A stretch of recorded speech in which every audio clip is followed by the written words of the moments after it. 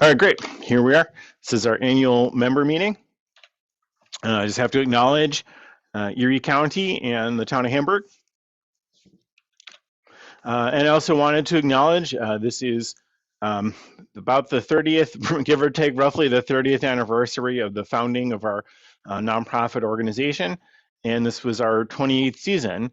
And so we have our three of our founders pictured here, Eileen Ike, Liz Kelly, or Sheila Kelly and Liz Gonasaric. They're very inspirational figures in our organization's history. They helped to protect and preserve the Penn Dixie, former Penn Dixie cement quarry in Hamburg, and really we appreciate them and what they did for their vision. And so we're hoping to carry that out, and we want to share with you the latest and greatest from what we've been up to. So we had some really exciting visits this summer. You'll hear about our attendance in a few minutes, but I just wanted to point out we had some partner organizations come out, and one that we work with very frequently is the Explore More Ralph C. Wilson Jr. Children's Museum. So here's Explore More staff along with Penn Dixie staff for a team building day that we have in the fall. And then on the top right, you can see our site manager, Jonathan, there checking guests in at our pavilion. And then on the lower right, we have something that we've implemented, actually some new items in the last couple of years. The trash bin, of course, is new. If you've followed Penn Dixie for a long time, you'll know this was a recent development. Last year, we got our first ever permanent trash cans. We also added a station for buckets so that our guests could receive complimentary buckets and garden trowels when they come on site to collect fossils. And this was part of our goal for improving the accessibility of the site. We learned that many of our visitors that come out have never collected fossils before, and so we wanted to have resources available to them for doing so. And we're very pleased that we can now do that. We have hundreds of garden trowels and buckets available for everyone that comes out. And so here we are again in the fall. We had a photographer come out. We were really excited, a guy who used to work for the Buffalo News named Mark Mulville. And so if you've been to Penn Dixie, you know our centerpiece of our quarry is fossil collecting. We do also have a lot of nature and astronomy programs, but really, you know, we're still playing our greatest hit here, which is fossil collecting for all ages. Now I have to thank Mark Kastner, who's on the call today. Mark is our project manager for construction, and he's done a really wonderful job of moving this project forward. These are a couple photos showing Penn Dixie's new front lawn. Now, if you're familiar with our 54-acre quarry, you'll know that our current entrance is located in a residential area. It's not really suited for the volume of traffic that we've seen in recent years. And there's been some occasional challenges with the neighborhood where our visitors are not obeying the speed limit and really irking the neighbors. And so we're excited. Now this is our second year of construction that we've completed. And so these photos actually show something really cool, which is you see that sort of muddy line. That's where the silt sock used to be on the edge of the front lawn. And this fall, the silt sock was removed. And we're in the final stages of closing out our stormwater pollution prevention plan, which is a required permit from New York State. When you disturb more than 1 acre, you have to go through an extensive permitting process, which requires engineering and additional site work. And one of the final steps was adding in some vegetation. So we did a little bit last fall. We did a little bit more this fall. And you can see now it's grown in pretty nicely. And so this is the new front lawn of our future entrance. I have to thank Local 17 operating engineers for this one, for really doing a wonderful a bit of work for us. They've laid out these boulders here, which will help with security. And we even have a new address, which will be 3900 Jeffrey Boulevard. Now this entrance is not ready for use just yet. We still have quite a bit more work to do. Which will be, coming in 2024 and maybe even in 2025. But the progress has been pretty remarkable. We also had a riprap installation project. This is due to the fact that the site drains about 4 acres worth of land. We deliberately chose materials that we thought would be relatively permeable, meaning we wanted to reduce the amount of surface runoff and potential flooding from the site. But that said, there's still a lot of runoff when there are big storm events. And so you can see in the background here, that's the future parking lot, which has gravel. But then in the foreground, there's these larger rocks, and this is just a design feature that will reduce erosion in a place where the water sort of collects and drains off the site. And this was a project that was completed this fall, thanks to Lardon Construction. And then lastly, the photos here from Mark Kastner show some new grass, which was planted this fall. This was done by the Erie County Soil and Water Conservation District. They donated the use of the hydroseeding truck along with some seed. And the idea here is to plant grass and vegetation along the edge of these berms. So the hill is called the berm. The low area next to it is called the swale. And these are features that are similar to the earlier ones where they're designed to mitigate the effect of storm events and particularly reduce erosion along the edge of the sites. You can see the grass is coming in pretty well, despite the fact that this is really just gravel and clay over there. It's coming in, and so this is sort of the beginnings of a new lawn on a significant portion of the site. Now there is a big open area still which is unvegetated, and our goal is to keep it unvegetated for now, simply to use as overflow parking. And eventually the area that you see in the photo on the right will become the home of our visitor center. We don't have a construction date for that yet, but we do have some ideas. So next summer, if all goes well, we will be constructing our welcome pavilion for this side of the property. We also have some other features that we need to sort of engineer and adjust. And then in future years, we will be building a couple more structures if all the funding lines up. We have some announcements which are pending. We can't quite make it official just yet, but we're moving forward and we're really excited about what the future will bring. So please stay tuned. Now, the big news this year was discovery of an entirely new species at Penn Dixie by two of our off-duty educators, James Hanna and Jonathan Hogue. Now, these images on the left and right come from Dr. Ronald Parsley. He's a professor emeritus from Tulane. The image in the center comes from Carlton Brett. He's a professor at University of Cincinnati. And we've been working with these faculty members, with these paleontologists, to write up and talk about the new discovery. Now, carpoid is a term, it's sort of a generic term for an animal called a salutin echinoderm. These are primitive echinoderms. They first appeared during the Cambrian period, during a time when life on Earth was very different, way before the dinosaurs and even before the trilobites of Penn Dixie. There were lots of life forms that appeared in the fossil record and then disappeared. They were evolutionary dead ends, and the carpoids were one of them. And so they're really odd animals. Like I said, it's an echinoderm that distantly related to sea stars and urchins. But really, the closest relative maybe during this time would have been a crinoid. And the carpoids were interesting because they did not have the same type of symmetry that we find in most modern animals. Carpoids were asymmetric, meaning you can't really cut them in half and see a mirror image. Whereas, say, like humans or brachiopods, there is symmetry involved with us and with those other animals. Carpoids were also pretty interesting. They have this really odd body shape. Dr. Parsley refers to it as a banjo head, or an upside down banjo. And the thing that's sort of on the top here, this would have been the feeding appendage. The body part is sort of the equivalent to a calyx in a crinoid. And then it had a long tail, which we think it might have been used to attach to the ocean floor, but it's possible it could also move it like a muscle and help the animal relocate if it needed to find a different place. Now, this project is actually pretty fascinating because it tracks really closely with experiences I had when I was a PhD student back in academia.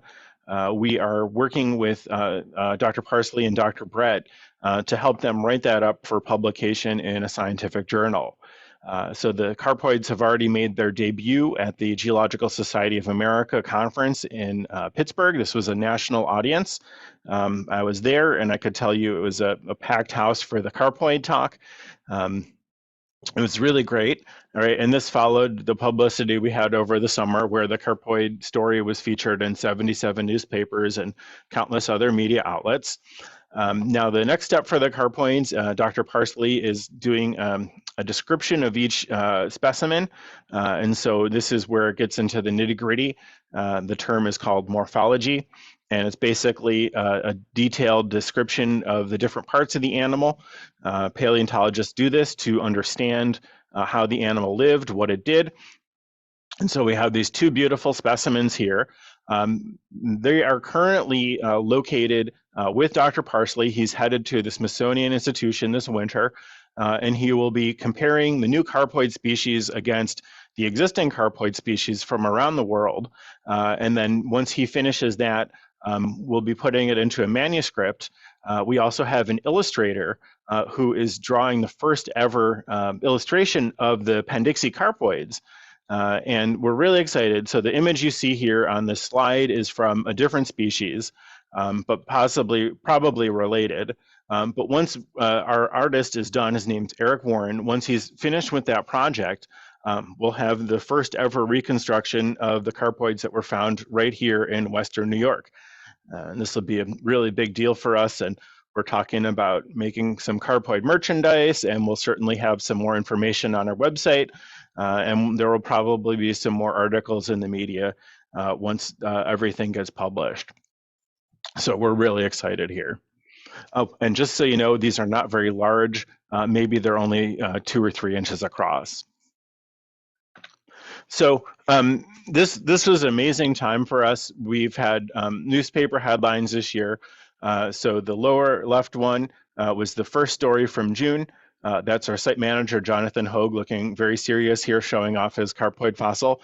And then on the top left, that was from a special visit that we had from the researchers were the International Subcommission on Devonian Stratigraphy, which is a really neat group from, as the name implies, around the world with paleontologists who came here to see the rocks.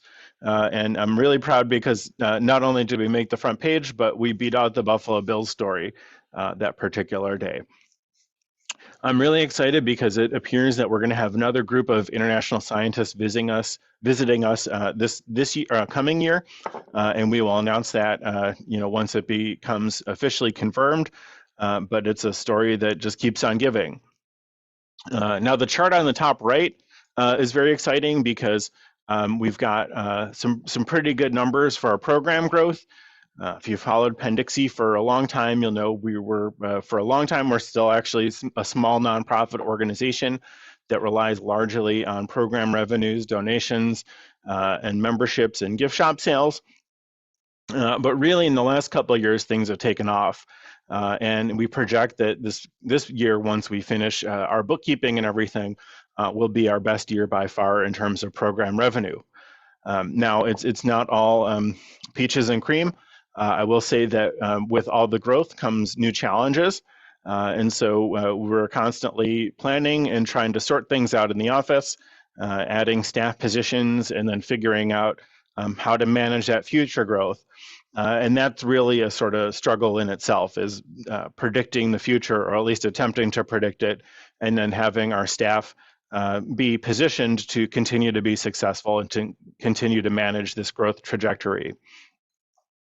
We had a couple things that are maybe a little less thrilling than discoveries and eye-popping charts. We were able to offer group health insurance this year, as well as a retirement plan to our employees for the first time in the organization's history. And I'm really proud of that because everyone works hard here and deserves these benefits. And thanks to our increase in program revenue, we're able to offer those benefits. So that is my part of the presentation.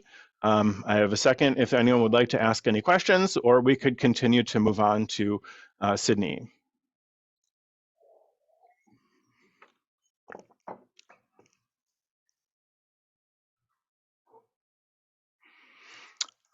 All right, sounds like you're up, Sydney. All right.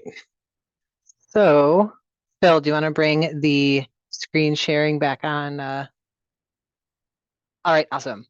So, hi everybody. I know most of you, but for those who I have not met before, my name is Sydney. I have been with Penn Dixie since February of 2021. I was previously the marketing and development coordinator here, and last March, March of 2023, I was promoted to director of education. Yay.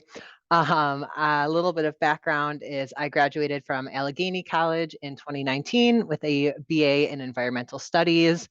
So basically what that meant for me and for my college was studying the way that humans interact with their environment and nature and all that good stuff. And pre-Penn Dixie, I worked with the New York State Parks as an environmental educator. I worked with people with developmental disabilities, and I worked in a few different classrooms as a teacher aide. Phil, time to change the slide. All right, so the exciting news from me for this year, as Phil mentioned, busy year, a lot of programmatic revenue, awesome. So our 2023 site attendance was very off the charts for us. So we saw a total of 17,065 total visitors. And then I'll break these numbers down for you. So we saw 7,924 general admission visitors, 6,965 field trip or group tour participants. About 1,900 of those visitors were from the Buffalo Public School District. So we saw almost every single one of BPS's second graders this year through a initiative that they are doing with both Penn Dixie and a number of other cultural organizations. We are set up to see almost all of, if hopefully all of BPS's second graders this upcoming year as well. So that is exciting. We saw 408 people for our private expeditions, 725 visitors for special events such as Dig with the Experts. We had 918 birthday party guests, and 125 people joined us for astronomy nights. So awesome. Excluding 2017, when Penn Dixie hosted a viewing for the partial solar eclipse that happened in August, which drew about 2,000 visitors to the site in 2017. 2023 was our busiest season ever. Our previous busy season, again, excluding 2017, was 2019. And I don't have this number up here, but I do have it on my computer. We saw 15,656 visitors. So we certainly beat that number, which was awesome. And then if you want to go to your next slide. All right, so what have we got on the docket for 2024? More visitors. As Phil said, the carpoids and the publicity and the high we're kind of riding is looking like it's going to continue into the 2024 season, which is awesome. So we are anticipating seeing even more people in all capacities for next year. To kind of keep up with that, we are getting some new programmatic offerings on the docket. So for those of you who may be wondering, we are going to have a private expedition style tour designed for kids. Since this year we saw more younger kids than ever looking for a more hands-on, in-depth paleo experience. So we are answering the demand for that. We'll have some more regular nature programs on the schedule and a few new and reimagined on-site events. As Phil mentioned, we are going to also continue updating organizational policies, procedures, and staffing to keep up with the growth that we have been experiencing the last few years and hopefully the next few years. We will also be working towards keeping Penn Dixie a financially accessible educational and recreational option for people as we are, supporting the rapid increase of the cost of doing business. And what is maybe the most exciting for a lot of folks is we are already planning for Dig with the Experts 2024. So if you are looking to attend that again, or maybe for the first time, mark your calendars because it is the weekend of June 8th and June 9th of 2024. So that is our most big exciting event that we are looking forward to. And that's all I got. So I am here for questions should you have any.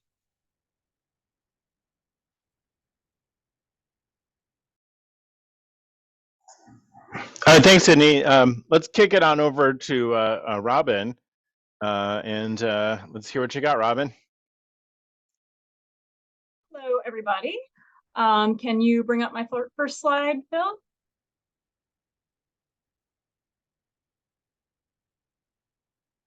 So also, oh, next one. There we are. So just to give you a little there we are. Give you a little background on who I am in case we have not yet met. I am the science program coordinator here at Penn Dixie. I've spent the last 18 years or so doing informal education, largely in the sciences. Was with the Buffalo Zoo for 15 and a half years, but also spent some time with the SPCA, Explore & More, which I also am still on the side associated with. I'm also a professional member of the AZA. So while my background is more in the life sciences, as it says below, biological anthropology and psychology, I really do believe in the whole interconnectedness of different scientific disciplines. So I think there's a lot of different directions we can go with a lot of different backgrounds here at Penn Dixie. So as it says, some of my previous areas of study have been in animal behavior, child development, primate evolution. So yes, I've worked with fossils, but much, much younger ones. And I've been here with Penn Dixie since the summer of 2021. And really what I do here is to oversee outreach programming in general, writing up new programming, executing and delegating among staff members. But we see schools, scouts, libraries, senior centers, all different demographics. I do also assist with the management of on-site staff during the open season, some on-site programming like owl prowls, for example, virtual programming as well. And I do also do quite a bit of tracking site attendance statistics in general. So next slide, just to give you a little idea of what we did this year and what's coming up. One of my big goals in coming into this position, which really is kind of a new one here, is to reassess what we offer. That might mean sometimes temporarily taking out offerings in order to focus on what we do best. But I really do think anything that was maybe temporarily removed will eventually get fed back into what we offer. But also to extend and expand audience diversity. I would love to see us do more adult programming. As much as we absolutely love children's programming and do tons of it, it's great to explore teaching to all different levels. And especially senior citizens who I really feel sometimes don't have the best accessibility to the site. And looking at the year in review, we did have some really positive numbers. Overall, we did 144 outreach programs, which is a nice increase of 15% from last year. We did see more individuals overall, about 10% more, with just a little under 10,000. The number that I'm personally happiest with is that we did manage to bring our income way up with a couple small little tweaks to our rules here. So we brought income up to increased by about 71%. We did modestly increase some program costs, kept in quite a few free programs, which we like to be part of our offerings. And then we just kept pricing consistent and clearly worked out for us, at least this year. One big highlight that we had this year was a new outreach program called Dig In, where organizations receive little dig pits, like you see in this picture to the right, where there's material from Penn Dixie, a mixture of shales, fossils, lots of fossil ID materials. And the nice thing is that these teachers actually get to keep these components and they have replacement fossils, so they can continue to do these lessons year after year if they choose. It's really an alternative to another program we do where we bring in the boxes but take them back with us. So this is more of a take and continue to enjoy fossil hunting and continue to teach people about this and hopefully spread interest in Penn Dixie. And I do love the pictures on the right of some of our very first kids who got to enjoy the program, who, as you can see, were very much into it and very proud of their finds. And then we did have a very big contract this year with Alden Central School District, where we committed to doing 12 weeks of after-school programming for this school year. We're currently about 4 sessions through these 6, so things have been going really well, very encouraging feedback, and we're really looking forward to finishing out the next 2 sessions in the second part of the school year. Can you forward the next slide, please? So looking forward, I think it's safe to say that the first quarter of 2024 is going to be all eclipse. It's going to be all about promoting and getting ready and learning about the eclipse that's coming on April 8th. And we're very fortunate to have some funding from M&T and NYSEG, so we'll be able to provide about 50 free programs throughout this local community, as well as distributing about 20,000 glasses for safe viewing. If there is interest beyond those 50 free programs, we are happy to provide paid programming as well. We do hope too that this will extend past the eclipse into general interest in more space programs, because we would really love to offer them.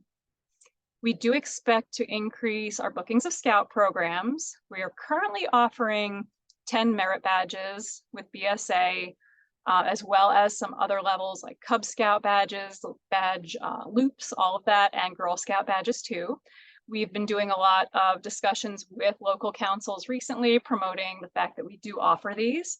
So we're definitely getting interest and calls coming when we reopen the site in spring. And of course, we'll continue to participate in some of our annual programs that we do each year, like Plantasia and the Wildlife Festival up at the Power Vista in the fall. So we do look forward to seeing as many of you out there as possible.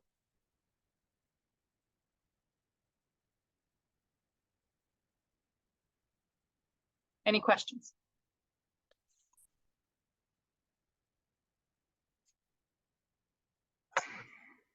Thanks, Robin. We're going to move on to our site manager, Jonathan, now.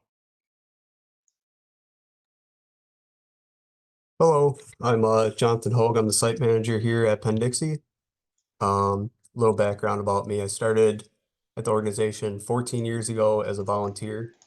Before that, I was a camp member at one of the campers, our summer camps, and worked my way up the organization. This is my first year as the manager of the site. I do a little bit of everything at Penn Dixie. I run the front, do a lot of the maintenance of the grounds, a little bit of everything. A little background, I started here 14 years ago. Throughout that, graduated from ESF in conservation biology, so I have a background in wildlife management. And then 2 years at the DEC Lake Erie Fisheries Unit as Fish and Wildlife Tech. Yeah. So if you want to go to the slide. Next slide.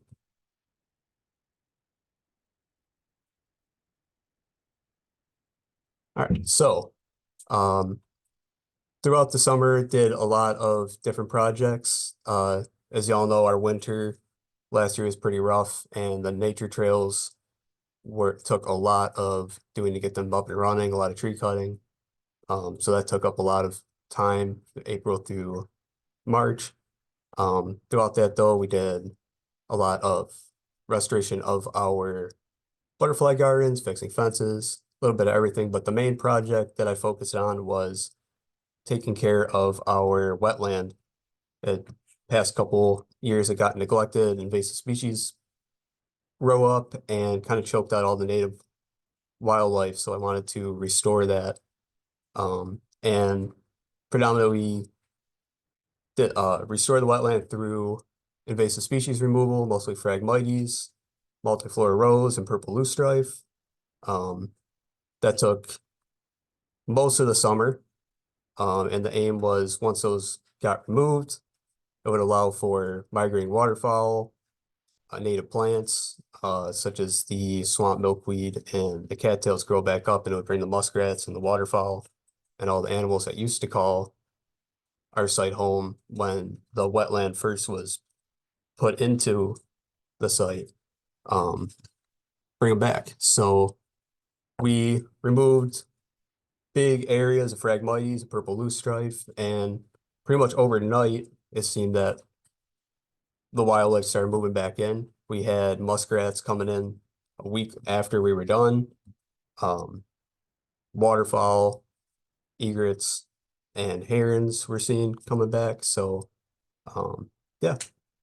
And also with a lot of the invasives gone too, the milkweed came back and our monarchs came back as well. So that was kind of like a big crowning achievement of the year to see all that work pay off. And we're hoping to do that up until next year as well, and also work on rebuilding our butterfly garden. It's halfway done, so we're going to try to do that and get that finished by June next year as well. Yeah. All right, thank you, Jonathan. All right, Jonathan, I'm going to mute you here. All right, do we have any questions for any of our managers today?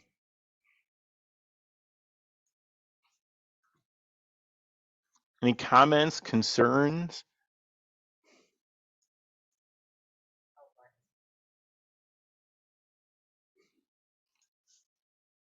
Mark, you are muted.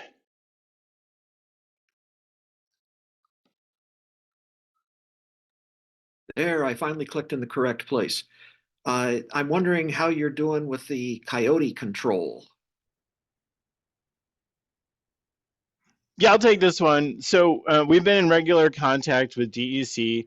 The idea is that, you know, there's overpopulation of coyotes in the area. We're not sure what the cause is, but it's probably somewhat consequential from human interactions, and specifically food sources within the neighborhood, whether that be cats that are living outdoors or trash or that sort of thing. But really right now we're kind of monitoring, and we're just keeping an eye on the things over the winter. And we're hopeful that we don't have too many run-ins with animals, right? We have staff out there every day just sort of checking on it.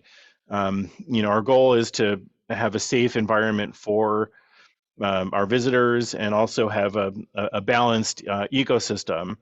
And so we're particularly on the lookout for you know, this concern where if the coyotes are continuing to approach people, then we may have to, you know, call in some additional help to have them removed.